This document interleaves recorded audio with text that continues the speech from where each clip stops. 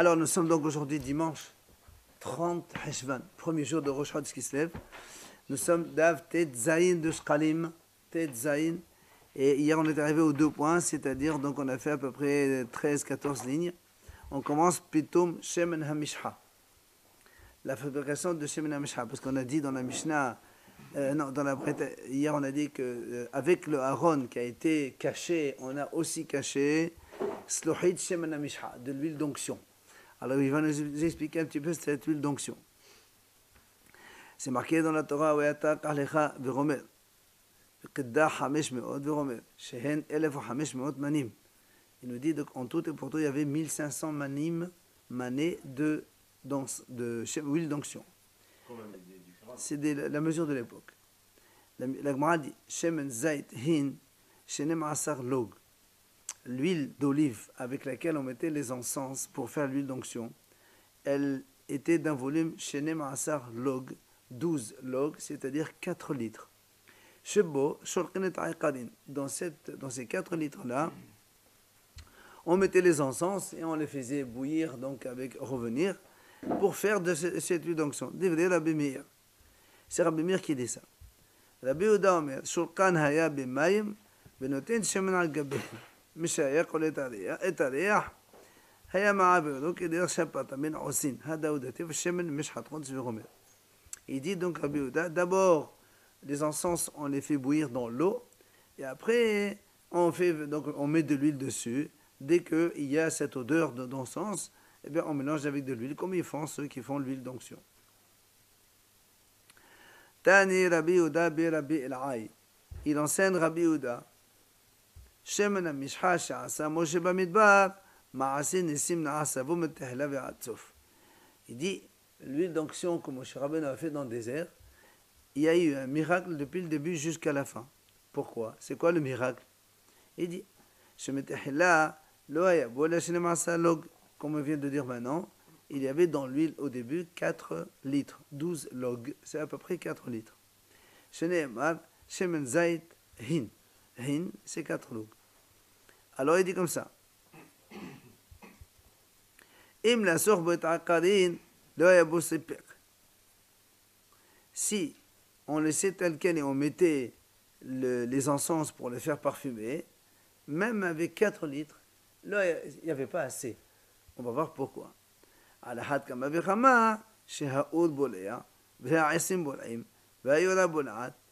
A fortiori que quand on fait bouillir donc dans l'huile, le feu, le fait de revenir tout ça, il y aura un volume moindre. Il y a aussi dans la casserole dans laquelle on va mettre l'huile, il y aura aussi donc un peu d'huile qui va être enduit. On ne peut pas tout sortir de là-bas. Donc le volume de 4 litres va obligatoirement diminuer de toute façon. C'est-à-dire que bouillir avec de l'eau? De l'huile.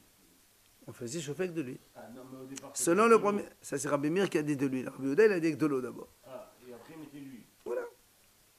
Quoi qu'il en soit, la Gemara dit, au Memenu, donc avec ces, on va dire maximum 4 litres, ou moins, pas plus de toute façon, Nimshihu ha-mishkan, v'chol kelav, ha-shulhan v'chol kelav, ha-menorah v'chol kelav, au Memenu Nimshihu, Aharon kohen gadol v'ana kol shevat yemei ha-meluim, au Memenu Nimshihu kohanim gedolim u'mlachim.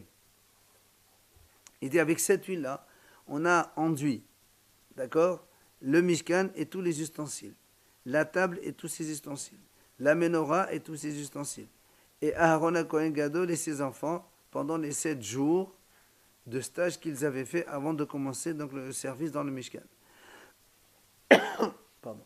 Au Memenu, et de cela on a aussi oint tous les Kohanim Gedolim qui ont été nommés par la suite, et enfin Umlachim, et tous les rois ont été oints par cette huile-là.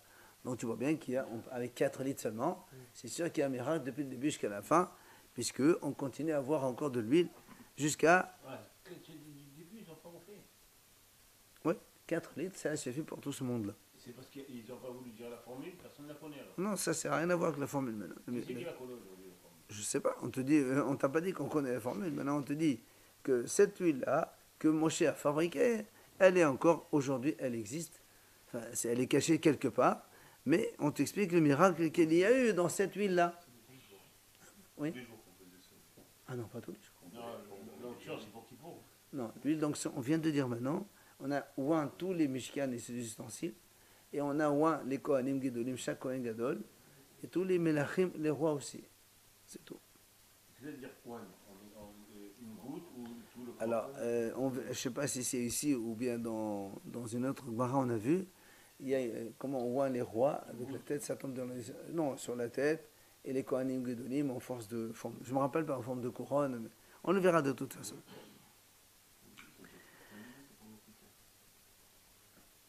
Ouais. Alors, la Gemara dit Melech batihila ta'un meshiha. Melech ben Melech et ta'un meshiha. La Gemara dit un roi, quand il est nommé la première fois, on lui fait une onction. Mais quand on va nommer son fils en tant que successeur, on n'a pas besoin de rendre le fils. Ouais. Maïtama. La Gemara dit d'où on a vu ça?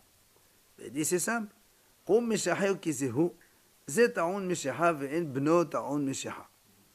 dit, ça c'est quand Shmuel, il est parti donc dans la famille chez Ishaï pour aller introniser un de ses enfants comme Hachem lui a demandé.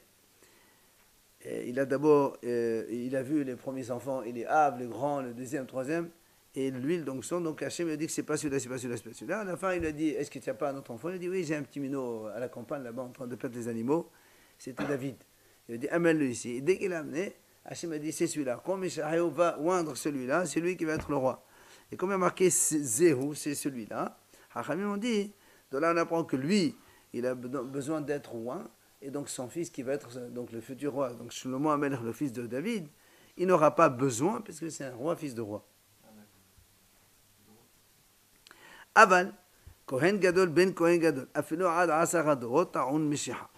Il dit, mais si un Kohen Gadol, on nomme son fils à sa place, on oindra aussi le fils. Et ainsi de suite. Tous les enfants des Kohanim Gedolim, si c'est eux, ils seront toujours rois. Vechulo kayam le'atid lavo. Il dit, et toute cette huile-là, elle est encore existante jusqu'à le'atid lavo. Hadahu dirtiv, jusqu'au futur. Hadahu dirtiv, shemen meshchatron sihiye zeli ledorotechem. C'est ce qui est marqué dans la Torah. Hachem il a dit à Moshe, cette huile-là sera pour moi donc dans toutes vos générations. Donc c'est-à-dire elle existe quelque part tout le temps. Quelle est la différence entre le Kohen Gadol et le Melech? Le Melech, on a pas besoin de doigt dans son fils, alors que le Kohen Gadol, oui. Parce que le Kohen Gadol, c'est le fait de le oindre, c'est en faisant cette onction qu'il prend son poste. Quand il s'habille, on le fait oindre, il devient Kohen Gadol.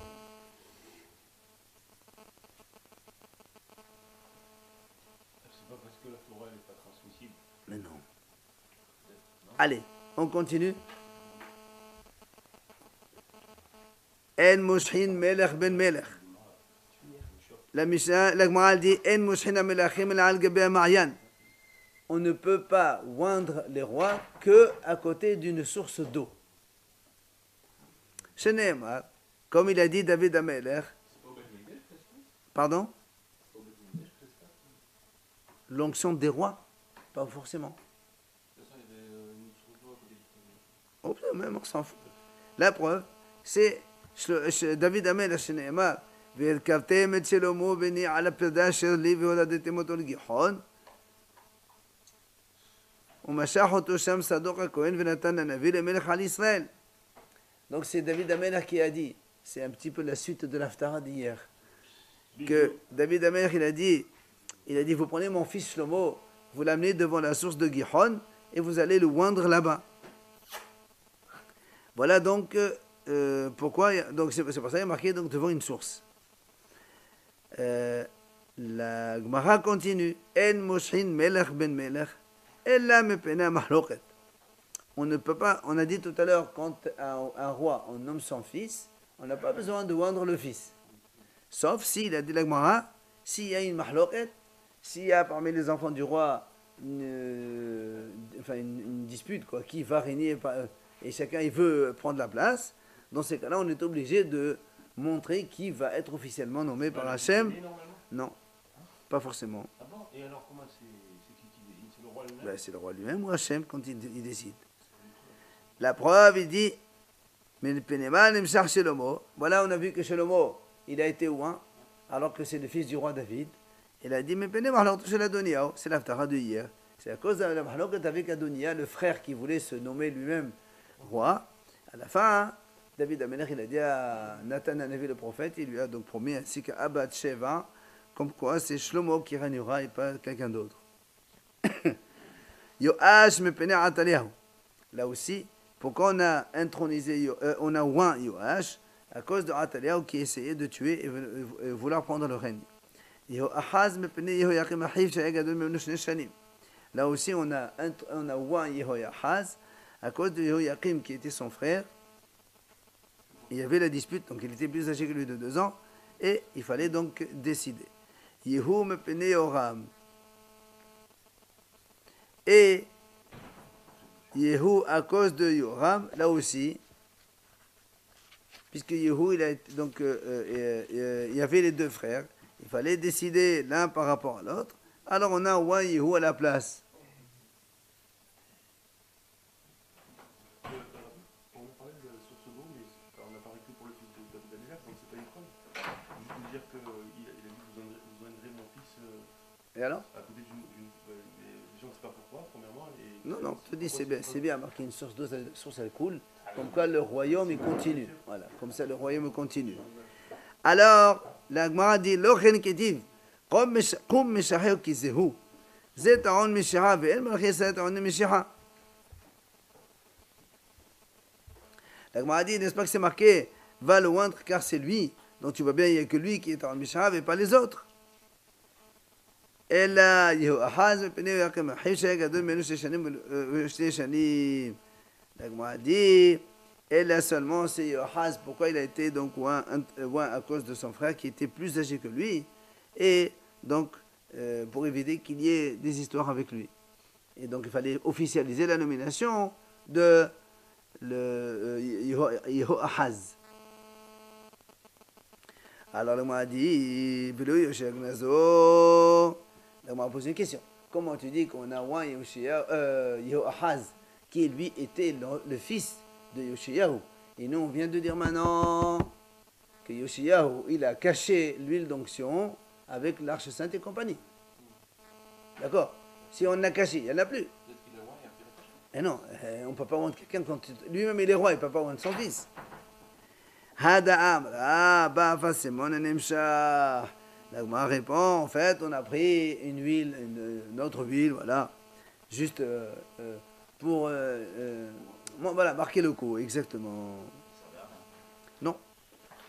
Enfin, c'est pas l'huile d'onction, quoi. Alors, la Gemara dit, En Mushin Amelachin El Amelachim El Amelachir.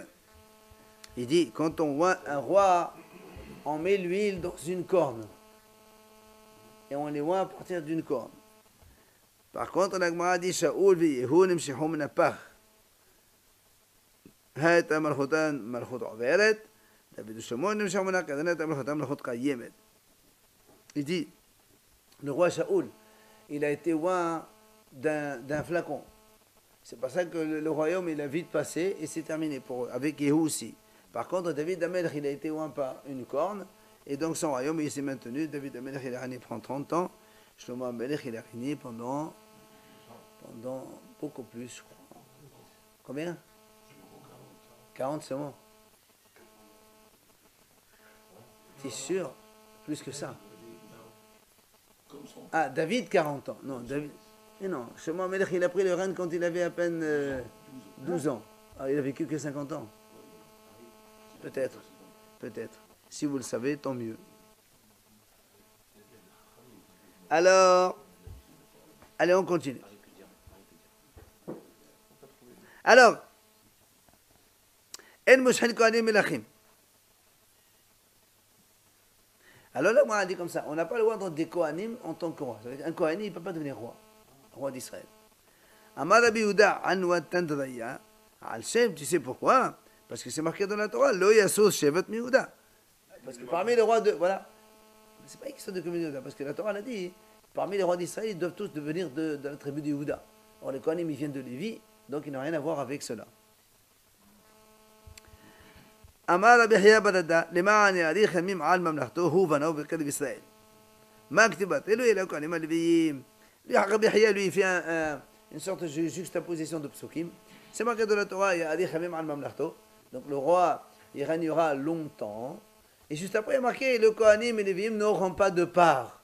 Donc, il faut bien que les Kohanim ne seront pas nommés rois.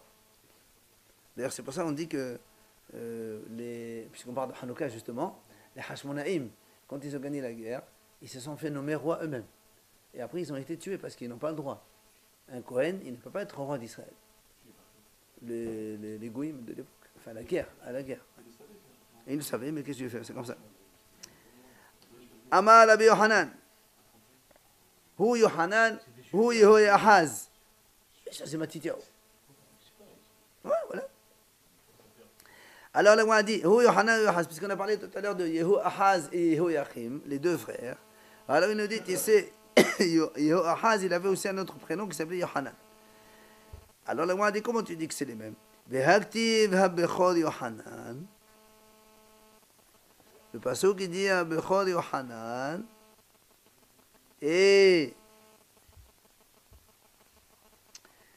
où c'est que c'est? Voilà.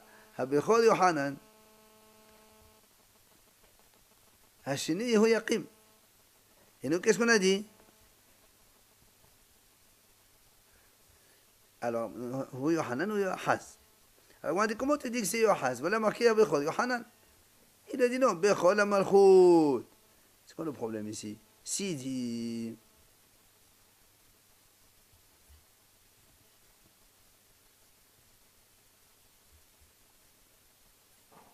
Justement. Alors il dit. Parce que nous on a dit comme tout à l'heure que Yehoyahaz et Yehoyakim, on a nommé Yehoyahaz parce que Yehoyakim il était plus âgé que lui. Oui ou non? Et maintenant tu me dis que Yohanan c'est Yehoyahaz. Et on te dit que le premier-né, c'est Yohanan. Yohanan, c'est le plus âgé, c'est pas Yehoyakim. Donc il y a contradiction. Comment on fait? Il dit non, Bechor Amalchut. Quand on a parlé Bechor premier-né, en fait, c'est pas le premier-né dans la naissance. C'est le premier qui a régné. Parce qu'effectivement, après Yehoahaz, c'est Yehoyakim qui a pris le trône. Oui, le frère, le grand frère. Donc le petit frère, il a régné avant le grand frère. Donc on l'a appelé premier-né parce qu'il était le premier roi avant son frère. Mais pas en âge. Amar Rabbi Yohanan hu Shalom hu Sitriyahu. Là aussi, donc parmi les enfants de Yoshiyahu, il y a marqué Sitriyahu. Le troisième, il s'appelle Sitriyahu. Et le quatrième, il s'appelle Shalom. Alors, lui, Rabbi Yohanan, il nous dit non, c'est le même. Alors, là, on m'a dit comment? Véactif, voilà, c'est marqué dans le passage qu'on vient de le lire maintenant. Hashilishi Sitriyahu. Et Shalom. Donc, il y a bien un troisième et un quatrième. Comment tu me dis que c'est le même? Alors, il dit non. Shlishi, la Toldot. Et la Malchut. Il dit non. Shlishi, la Toldot, c'est-à-dire il était vraiment troisième au niveau donc, de la naissance, de la descendance. Mais par contre, il était quatrième dans le royaume. C'est-à-dire il a régné le quatrième. Ou encore, Sitriyahu, c'est Sedek ala Medat Din. Pourquoi on appelle ça Sitriyahu? Parce qu'il a accepté donc, la justice divine. Vous vous rappelez, donc c'est lui qui... Nebuchadnezzar, il a pris, il l'a amené à Babel, il lui a crevé les yeux parce qu'il a enfreint le serment qu'il lui a juré. C'était où il a juré à Nebuchadnezzar, on a vu ça déjà avant. Quand une fois il l'a vu en train de déchiqueter un lapin vivant, il a dit ne raconte pas à personne, il a rien. Et après il était parti, il a dévoilé ça à Hamim. Donc il lui a dit, il mange, c'est des sauvages, ils mangent comme ça. Le roi Nebuchadnezzar. Alors, Shiviamo Shalom Lachut be David. Donc, m'a dit, la Shalom Hava Shivir Estra Oshemé la Matania. Il dit, il s'appelait un. Il a appris comme ça, ça veut dire que le naissance, c'était pas son nom. Non, mais la Shamaï, il a fait que c'est comme ça. Alors, ou bien on peut dire, justement, parce que c'est le même prénom, alors on a changé son nom. Alors, la m'a dit, en vérité, il ne s'appelle pas Shalom, il ne s'appelle pas Estra, il s'appelle Matania. Et la preuve, comme c'est marqué dans le passouk, c'est marqué que donc le roi il l'a nommé en tant que roi d'Israël. Le roi Nebuchadnezzar, il a nommé celui-là en tant que roi d'Israël. Et donc il s'appelait initialement Mattania. Il lui a donné un autre prénom, Sitriyahu, donc comme on vient de dire maintenant. Amar Rabbi Yohanan. Allez, on y va maintenant, on revient à propos du Mishkan. Puisqu'on avait dit que l'arche sainte, elle a été cachée, on va venir donc un petit peu aux mensurations, enfin les mesures qu'il y avait dans le Mishkan. Amar Rabbi Yohanan, Be'amash Shishat Fahim Hayaha Aaron Asui. Le Aaron qui est marqué dans le Mishkan, donc de Moshe Rabbeinu dans la Torah, il y a marqué les mesures en amma. Et donc chaque amma, combien elle fait? Il y a une grande mahloket. Là, il nous dit c'est une amma avec 6 tfahim. Il y a des hachamim qui disent amma c'est 5 tfahim. Il y en a qui disent amma 6 tfahim. On l'a vu. Alors, la moi dit comme ça. Maintenant, c'est Rabbi Meir qui dit ça. Amma, c'est une coudée. Soit tu dis c'est 60 cm, si on dit tefah 10, soit tu dis 50 cm. Il y a une mahloket. On va voir maintenant. Alors, Rabbi Meir dit, allez messieurs, dites-nous, Rabbi Meir omer, kol ha'amot ayo bevenunit. Toutes les amot du Mishkan, c'est toujours les moyennes, c'est 55 tfahim. 6 tfahim. Rabbi Yehuda omer, amot abinyan, shisha, shel kelim hamisha. Rabbi Yehuda lui dit non, il y a une différence. Quand on prend les mesures de la construction du Mishkan, ce sont des amot de 6, mais quand c'est la construction des kelim, des ustensiles de Beth Amikdash, du Mishkan ou Beth Amikdash, c'est pareil, ça ce sont des amot de 5.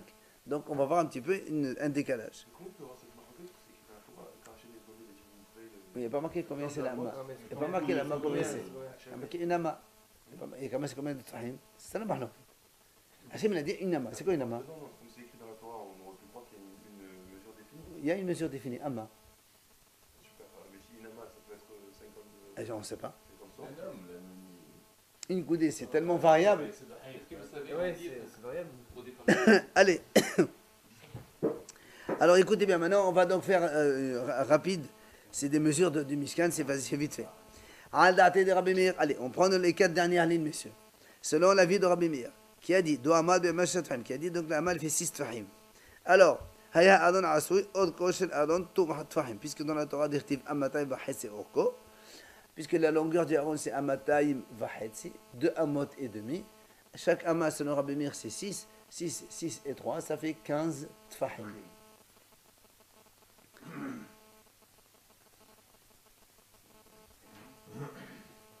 Amata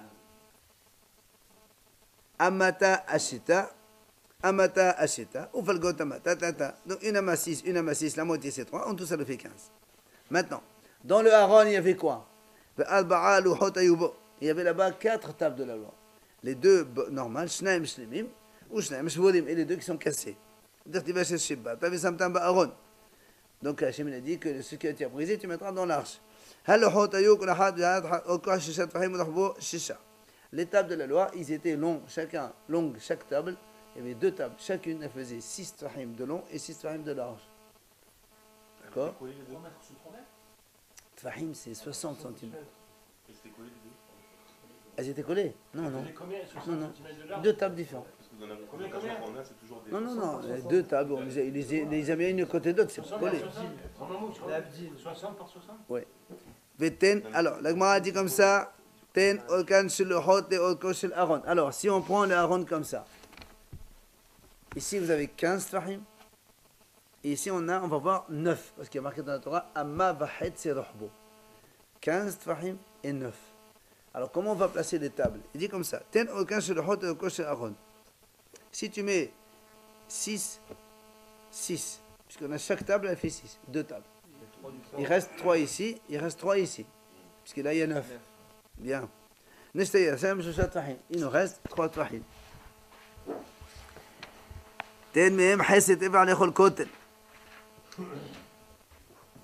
Enlève l'épaisseur du bois. Parce que Amatay c'est les mesures extérieures. C'est pas la mesure dedans. Voilà. Enlève donc moitié tefah 5 cm pour ce côté, 5 cm pour ce côté. Il nous reste un espace vide, nishtayas shne tfahim. 2 tfahim, qu'est-ce qu'on mettait là-bas? Les Sefer Torah. Il y avait un Sefer Torah qu'on mettait là-bas dans l'arche aussi, que Moshe Rabbeinu a écrit. 20 cm, tu fais un rouleau. Voilà. Ouais. Et celle qui cassait alors? Non, il y a 2 tables. Tu vois? On a dit qu'il y avait 2. Une sur l'autre. 2 shlamim et les 2 autres cassés. Une sur l'autre. Non, mais celles qui sont cassées, c'est des morceaux. Un morceau on met en bas. Pourquoi? D'abord, qui a dit que c'est des morceaux? Vous avez dit, juste à l'instant, vous avez dit 2 shlamim Ouais. et 2 cassés. Cassé, c'est les tables, les shlemim, les cassés, c'est les tables que Moshe Rabbeinu a jetées, que les lettres se sont parties. Mais on ne sait pas si elles sont cassées en 2 morceaux ou si elles sont restées comme ça, cassées en bas. On peut savoir. Alors, maintenant, ça c'est la longueur. Voyons la largeur. Comme on a dit ici, donc, il y a marqué Ama Vahetsi, donc ça fait 6 et 3. Amta Ashita, Volgot Amta Tlata. Il y avait là-bas 4 lahot, comme on a dit. Comme on a dit tout à l'heure, 2 entiers et 2 cassés. Comme on a dit tout à l'heure.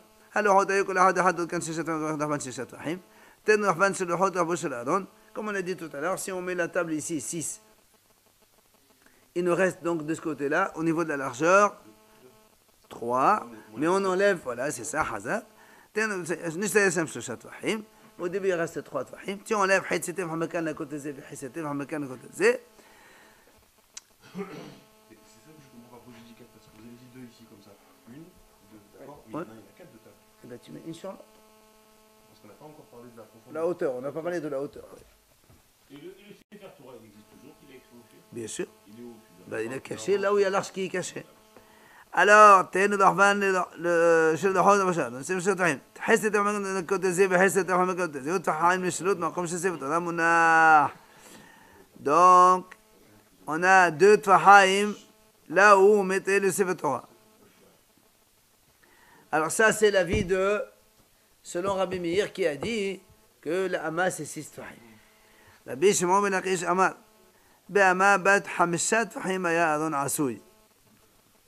Lui, il dit la Hama, elle faisait que 5 tfahim au niveau des les mobiliers. Le mobilier. Maintenant, Bama bat 5 tfahim, c'est la Biouda. Comme on a dit nous tout à l'heure, c'est la Biouda, il a dit Ditnani Nantaman, la Biouda Omer la Matabinan Shisha, Shil Hakilim Hamisha. Donc c'est Rabbi Yehuda qui dit que les Kilim, ils font 5 tfahim la Hama. Alors que les binyan dans les murs, l'immobilier, c'est la construction, c'est 6. Or, Ve'ain Aron, qui est Léo, donc le Aron, lui, c'est un ustensile, donc on va mesurer avec 5 tfahim la Hama. Alors si on vient, on fait les mêmes mesures que tout à l'heure. Adate de Rabbi Yehuda, do Amad Bama, Shel Hamsha tfahim. Selon Rabbi Yehuda qui a dit, donc la Hama, elle fait 5 tfahim, alors on fait le même calcul. Haya od ko'aso shnim asar, tefahum ersa dirtiv. Non, la longueur, c'est 5 plus 5 plus 2,5, ça fait 12,5 de long. La largeur, c'est 5 plus 2,5, c'est 7,5. Ça, donc ça, c'est... En tfahim. Tefah. Quel mètre 15 tfahim, c'est 1,5 mètre. 10 tefah, oui. Alors, le détail dans la Gemara, dirtiv, Amata et Mohamed c'est Oko. Comme on a dit, Amata Hamisha, une Ama 5, Amata Hamisha, une Ama 5, on va le goûter Amata Théoplique, et l'autre la moitié c'est 2,5. Ça fait en tout, donc 5, 2,5, c'est 12,5. Et comme on a dit tout à l'heure, il y avait 4 tables, 2 entières et 2 cassées. Comme on a dit tout à l'heure. On a dit tout à l'heure que les tables mesuraient 6 sur 6. Alors,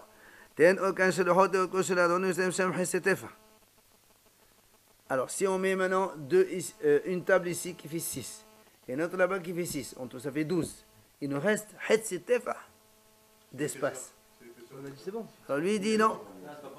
Tout à l'heure l'épaisseur c'était 5 cm ici, 5 cm ici. Or là il ne reste que 5 cm. Que 5. Et oui. On n'a pas parlé d'épaisseur. Alors lui il dit non, l'épaisseur elle fait que 2,5, ça fait etzba, un doigt. Ah, laisse tomber, pour l'instant on ne parle pas de Sefer Torah. Pour l'instant on ne parle pas de Sefer Torah. Alors, maintenant, allez, on prend la largeur maintenant. Shib'at, Fahim ou Mersa. Là comme on a dit la largeur elle fait Amma, Bahetsi. Une Amma et demi. La Amma c'est 5. La demi c'est 2,5. Ça fait en tout 7,5. Donc je schématise après dans les mots. Si on met la table 6, il nous reste 1,5. Si on prend comme tout à l'heure un demi-tefah pour les bords, il nous restera un tefah seulement de libre. La Gemara va parler maintenant. Alors, Rochbo shel Aaron, Sheb'at Fahim ou Mersa. On a dit 7 tefah et demi. Dirtiv, Amma Vachetzi Rochbo, comme c'est marqué Amma Vachetzi. La largeur. Amata c'est Hamisha, ou Falgot Amata c'est Teuplik. Donc l'Amma c'est 5 et la moitié de Amma c'est 2,5. Abba la Hoda Ubo Shlem Shemim Shem Shvurim. Comme on a dit, Dirtiv Veshel Sheb'at Avasam Baron. Les tables normales et les brisées c'était là-bas.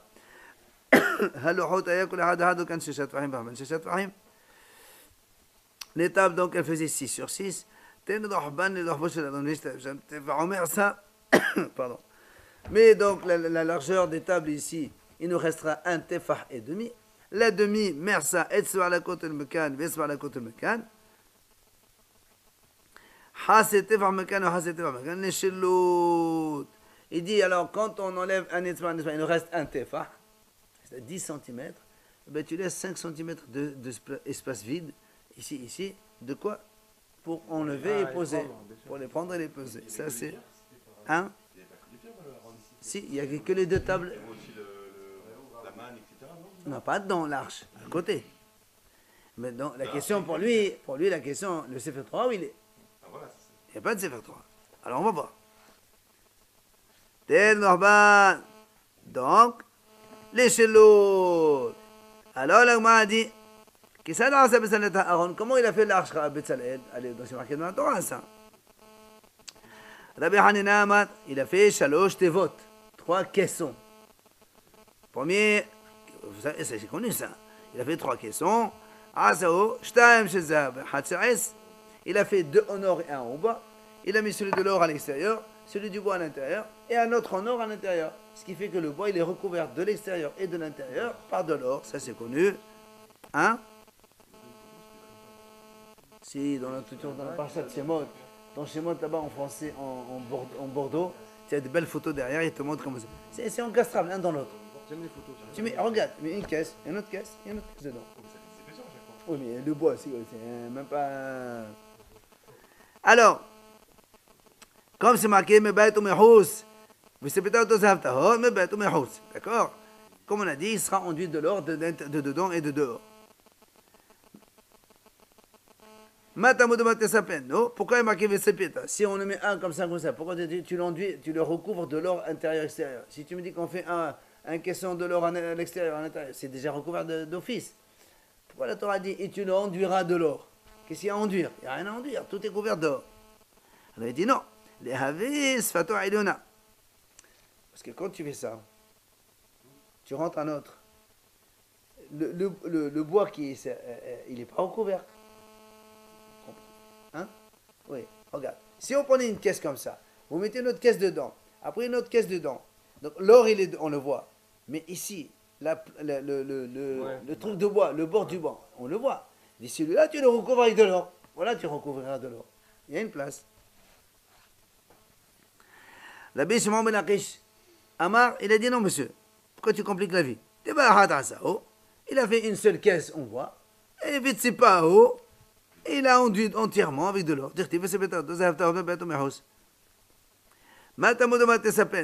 Pourquoi alors la Torah dit il faut l'enduire, puisqu'il y a marqué Vesepeta autour déjà une fois. Hein? D'accord? La Gemara répond Léavi ben Nesser le Nesser. Il dit c'est pour te dire que, parce que le bois à l'époque, il mettait donc une planche. C'est pas un caisson entier de bois, une planche de bois entier. Alors, quand tu mets. Pardon. Par exemple, tu prends une planche et une autre planche à côté. Ici, entre les deux, il y a un petit espace. Alors là aussi, tu mettras de l'or dedans, comme ça au moins on recouvre. Ouais. Alors maintenant, le a dit que ça d'ailleurs le hot ktuvim. Comment les tables de l'Ola elles étaient écrites? Rabbi Hanina ben Gamliel Omer, il y avait 5 commandements sur une table et 5 commandements sur l'autre table, comme tout le monde sait. C'est bon. Comme c'est marqué dans la Torah, on a écrit les commandements sur 2 tables de pierre. Vela banan amri, Hachamim ils disent non. Il y avait 10 commandements sur une table et 10 commandements sur une autre table. Les mêmes, on répétait 2 fois. هذا ديرتيب ويجد لكم تبدأ شيء يتغنى على الصوت عسرت هالدفاريم عسرا على وحزة عسرا على وحزة. Donc il y avait 10 sur chaque table. 10 sur chaque table. Oui, monsieur. Quel intérêt de mettre 10 sur chaque table? Et attendez, ce qui est marqué dans la Torah, 5. Dans la Torah, c'est pas marqué 5. Dans la Torah, il y a marqué. Non, dans la Torah, il y a marqué de là. Ils sont écrits de. Misé ou Misé et Mketovim. Il n'y a pas marqué combien. Hein? Il n'a pas transmis, mon cher. Ben, il a transmis, voilà, la transmission elle est là. Non, ça c'est. Il y a une loque. Eh oui, justement. Alors, chacun. Ben, c'est quoi la mahlouk? Tout est mahlouk, c'est la Torah, je sais que mon cher Rabin, il a transmis. Qu'est-ce qu'il a retransmis? Eh ben, un il dit ça et de l'autre. Ouais, mais dans tous les trucs, on voit dans toutes les synagogues, tout. Allez, monsieur, qu'est-ce que tu fais avec? Chut, allez. Continuons, regardez la suite. Rabbi Shimon ben Yochai omer 20 alo hazeh ve'asem alo hazeh. Mon cher Rabbi Shimon, il dit 20, pas 10. Tu répètes les 10 commandements 2 fois dans chaque table. Ah, 2. Ouais, d'irtiv va yartivem ma'al shenei luchot avanim. Il va yartivem au pluriel. Donc c'est le double. 20 alo hazeh ve'asem alo hazeh. Rabbi Simai, continue. Rabbi Simai omer 40 alo hazeh ve'asem alo hazeh. 40 sur chaque table. Pourquoi? Pourquoi eux? Parce que dire misé ou misé, il y a marqué de là et de là. Donc sur les deux faces, tu mets 20 ici, ça fait 40 sur chaque table, monsieur. Bah oui, les 10 commandements, on les voyait des deux côtés. C'est un miracle, ça. C'est un miracle qu'on voyait des deux côtés. Comme ça, on les voit des deux côtés. C'est un miracle, ça. Et mais tout est un miracle, mon chéri. Comme il dit tétraga, c'est-à-dire tétra, on les voit des 4 côtés. Allez. Chacun il explique, voilà. Tu peux pas. Dans la Torah, il y a rien marqué. Ah, c'est un débat. Il les a écrits. Tu peux dire, il les a écrits, les mots, les lettres ou les 10 commandements carrément. Chut, allez. Hanania ben Ahi Rabbi Yoshua. Allez, on continue. Il dit Hanania, fils de Rabbi Yoshua, fils du frère de Rabbi Yoshua. Ben kol dibour v'dibour, entre chaque commandement, il y a un espace dans lequel il est écrit là-bas, Dirdukia ve'otiotea Torah. Tous les dirdukim, les lettres, tous les enseignements, d'accord, les ta'amim, tout ça, c'est marqué entre les lettres. Dirtiv, ouais, il a écrit, ouais, c'est ce qu'il a dit. Mimoulaim batashish. Comme c'est marqué dans la Torah, Mimoulaim batashish, c'est-à-dire ils sont remplis d'un Tarshish. Et c'est quoi Tarshish? La Gemara dit qu'il y a Maraba, c'est le grand océan. Donc, non. Rabbi Shimon ben Lakish kad hawa mate hadin. Rabbi Shimon ben Lakish, s'il vous plaît, monsieur, allez, on continue. Kad mate hadin kriya, quand il est arrivé à ce pasouk là, Amar yafé le medani Hanania ben Ahad ben Yoshua. Ma hayam azé ben gal gadol al gadol galim qtanim. Car ben kol de Torah, il a dit, c'est bien l'enseignement de ce Hanania, le fils du frère de Yoshua, parce que de la même façon comme dans l'océan, il y a des grandes vagues entrecoupées par de petites vagues, bah là aussi c'est pareil, il y a un commandement, un autre commandement, et entre les deux, tu as des petits commentaires et des petits, comme on a dit, les dirdukim, les otiyot et tout ça. Amar Rabbi Tanhuma, il a dit Rabbi Tanhuma, et kashiet komé Rabbi Pinhas. J'ai posé la question devant Rabbi Pinhas. Laquelle? Attaque Rabbi Yehuda, velo attaque Rabbi Meir. Le pasouk, il est comme Rabbi Yehuda, mais pas comme Rabbi Meir. Pourquoi?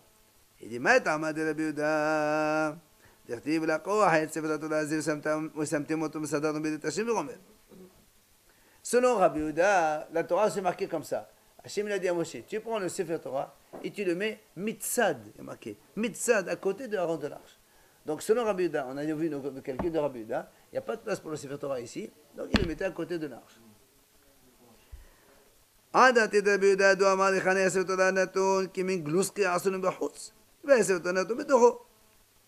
Donc selon Rabbi Yehuda, ça marche très bien. On faisait sur l'arche un petit truc à côté, une petite planche de bois, et on mettait le Sefer Torah dedans qui restait à côté, puisqu'il y a marqué Metzad. Mais Ma'atama de Rabbi Meir, mais Rabbi Meir, lui, il a dit que le Sefer Torah était dedans. Alors comment tu fais avec ce passage qui a dit Mitzad? Et que dedans, il y a un côté. Voilà. Il peut y avoir un compartiment à l'intérieur. Ou à l'intérieur? À côté des pierres. Mais il y a marqué Mitzad Aaron, il n'est pas marqué. Ah, mais c'est ça. Eh oui. Alors la Gemara répond ديرتي بنات تتهكبت على هارون من معلا والهارون تتن تعيدو تشد تتن إليك. La Gemara dit la question ici parce qu'il y a marqué dans le Torah, tu mettras le couvercle sur l'arche et dans l'arche tu mettras les tables de la loi. C'est où? Alors comment Rabbi Meir peut dire une chose? Alors comment? La Gemara répond de Rabbi Meir de Amal et Mordam Mohab Torah.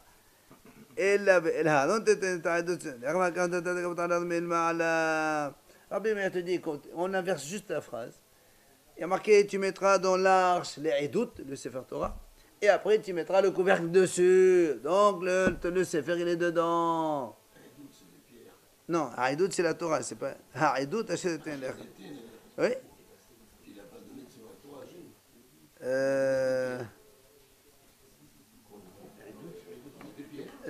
Justement, la Gemara va répondre justement. La Torah, il a dit, c'est ce qu'il a dit maintenant. Regarde, Rabbi Pinchas, la Torah, Shenatan, le Hakadosh Baruch Hu Moshe, Hashem il a donné à Moshe Rabbeinu une Torah. Pardon. Netnalo esh levana hadota be'esh shehora. C'est un feu blanc gravé du feu noir. Hi esh mouvlelet be'esh hasova me esh. En fait, c'était dans tout du feu que là-bas il a mis donc dans l'arche. Si, ça répond. Bien sûr qu'il te répond. Rabbi Meir te dit, toi tu m'as dit, voilà, il y a marqué, on met le couvercle et après tu mettras l'arche, on va mettre l'arche. Lui il dit non, il faut inverser la phrase. Tu mets l'arche et après tu mets le couvercle. Alors si tu mets l'arche, tu mets, pas l'arche, tu mets la Torah, après tu mets le couvercle. Donc la Torah elle est dedans. Donc ça ne répond pas à Mitzad, c'est ça ma question. Hein? C'est écrit dans la Torah, c'est écrit Mitzad. Très bien. Donc ça répond pas. Si, lui il te dit Mitzad. Comment il explique lui? Mitzad, Aaron, ça veut dire dans le Aaron, à côté des tables. Ouais, c'est marqué comme ça. Rabbi Laurent. Matitine, allez, on continue la Mishnah s'il vous plaît. 7 heures. Et rappelez-vous, on avait dit, il y avait donc 13, on se prosternait 13 fois. Comment il a fait pour faire le parchemin avant? Il a écrit. C'est un problème de faire un parchemin aujourd'hui. Non, mais le parchemin où il a trouvé, comment il a fait? Il a pris une bête, il a tué, il a fait avec du sel et. C'est facile. Allez, Hachim, il a tout dit, t'inquiète pas pour ça. Allez. On a dit, il y avait 13 fois, on se prosternait. Où c'est que c'est? La Mishnah, elle dit, allez, à la Chabet mitmatitin. Arba'a basafon, ve'arba'a badadom, shalosh b'mizrach, u'shnei b'ma'arav. Keneret, shelosha asar she'arim. Donc il a dit, comme il y avait 13 portes dans le Beth Amikdash, 13 portes, donc devant chaque porte, quand on entre, on se prosterne. On a vu ça hier. Justement, hier on a vu 13 fois on se prosternait. Maintenant on va expliquer où ça. On m'a dit où c'est que c'est. Il dit voilà, c'est facile. Il y avait 13 portes. Chaque fois que tu rentres par une porte, tu te prosternes avant de rentrer. Dremoyim, smuchim ma'arav. Ceux qui sont. Hein? Non, chaque fois qu'on rentre par une porte, parce qu'il y avait chaque porte, elle avait une utilisation. Chaque fois qu'on rentre, on se prend. Évidemment, on ne va pas rentrer par toutes les portes. Non, quand tu rentres par une porte, tu te prends une fois. Hein? Non, non, pas du tout. Chaque porte, elle était utilisée pour. On a vu, rappelez-vous, avant, on a dit il y avait Sha'ala Deler, Sha'ala Maïm, Sha'ala Si. Ben là, ceux qui rentraient par cette porte, ils doivent se prosterner. Ceux qui rentrent par une autre porte, c'est de suite. Bien sûr, une fois. Non, c'est-à-dire qu'il y a 13 fois qu'on peut, possibilité de se prosterner dans le Beth Amikdash. Alors, continuons, messieurs. Alors, la Mishnah va nous dire, ceux qui sont côté sud. Ça, il faut prendre la Mishnah Tamid.